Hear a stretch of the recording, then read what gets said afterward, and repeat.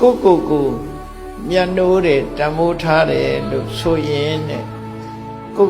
အကောင်းဆုံးဖြစ်အောင်ထိမ့်သိမ့်ပါပြောတာနော်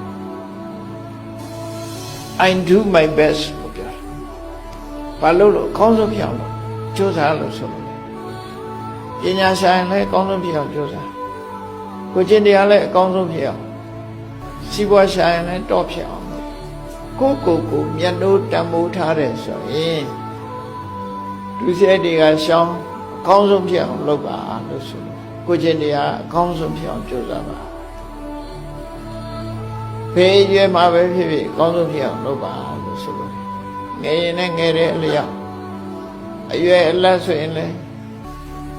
လူလက်အရွယ်မှာလည်းပဲအကောင်းဆုံးဖြစ်အောင်အသက်အရွယ်ရတဲ့အချိန်မှာလည်းပဲအကောင်းဆုံးဖြစ်အောင်ကိုအကောင်းဆုံးဖြစ်အောင်ကြိုးစားပါတဲ့တိဏ္ဏမညတရံရမှာတိဏ္ဏမညတရံရမှာလူတွေမှာအရွယ်၃မျိုးရှိတယ်ခုနပြောတယ်33နှစ်33နှစ်နဲ့ပိုင်းတယ်တတန်းတိုလာတဲ့အခါကျ25နှစ်နဲ့ပိုင်းလို့လည်းရမှာနော်ခုခေတ်တော့25နှစ်လောက်နဲ့ပိုင်းကြတယ်ပရမအရွယ်ဆိုတာတစ်ကနေပြီး25 26ကနေပြီးတော့50ဟုတ်တယ်50ကြာလို့ရှိရင်ရွှေရုလို့ပြောကြတာလူဟာအသက်50ရှင်ထိတ်ရောက်သွားပြီတကယ်ရွှေဖြစ်သွားပြီအဲ့ဒီဟိုဘက်ကြာတော့မလာတော့ဘူးအကောင်ထိတ်ရောက်သွားပြီထိတ်ရောက်သွားရင်ပဲလို့ပြန်ဆင်းဖို့ပဲရှိတယ်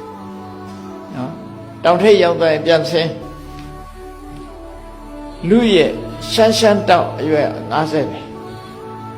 51ကနေစပြီးဟာနိတတကဆိုဖြစ်လာ50ကပညာတတကသိပညာထမြက်တဲ့အချိန်က50မှာကုန်ဆုံးသွားတယ်51ကနေစပြီးတော့အဆင်းမယ်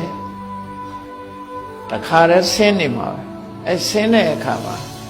မဟုတ်တာလို့ရင်တော့မြန်မြန်ကြီးဆင်းသွားတာအဆင်းဘိမ့်တက်ပြီးတယ်ဆိုတာအဲ့ဒါပြောမဟုတ်တာတွေနဲ့သွားလို့ရှိရင်အဆင်းကဘိမ့်တက်လိုက်တယ်လို့ဖြစ်သွားတယ်ဝေါကနေဆင်းသွားတာလည်းရှိတယ်ဖြည်းဖြည်းဆင်းတာလည်းရှိတယ်အဆင်းကအမျိုးမျိုးရှိတယ်ပေါ့နော်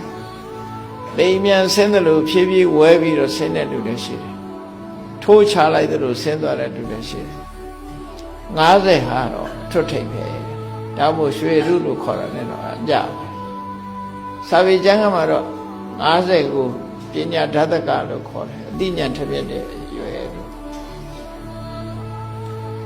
အဲ့တော့25စီပိုင်းလိုက်လို့50ဟာထွတ်ထိပ်ရောက်နေတယ်